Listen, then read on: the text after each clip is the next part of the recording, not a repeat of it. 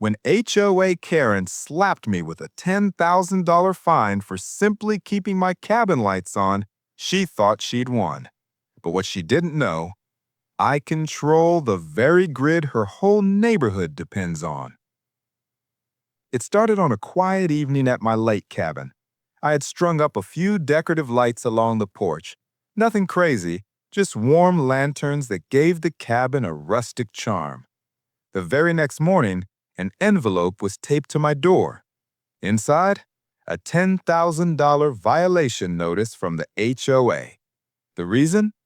Light pollution. I laughed out loud. My cabin sat on private land, far outside the HOA's jurisdiction. But sure enough, Karen, the self-proclaimed enforcer of the community, came storming up my driveway that evening, clipboard in hand. "You're disturbing the harmony of the neighborhood," she snapped. "Pay the fine or face legal action." I leaned against the porch railing and smirked. "Karen, you really don't know whose land you're messing with."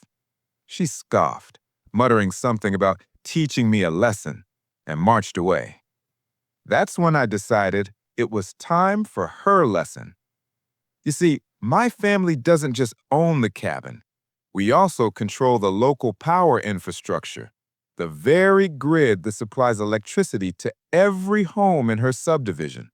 And thanks to some overdue maintenance contracts, the HOA had unknowingly signed away certain rights to me. So when Karen pushed harder, filing more bogus complaints and even threatening to call the sheriff, I flipped the switch. One by one, the homes in her neighborhood went dark. Street lamps, out. Garage doors, stuck.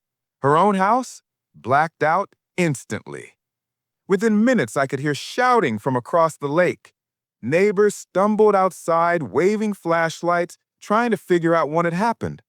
And there was Karen, standing on her porch in the dark, screaming into her phone about an outage conspiracy.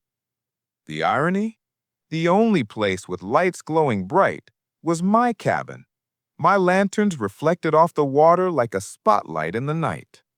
The very next day, Karen showed up again. Only this time, she wasn't screaming. She was begging. The fine she issued was a mistake.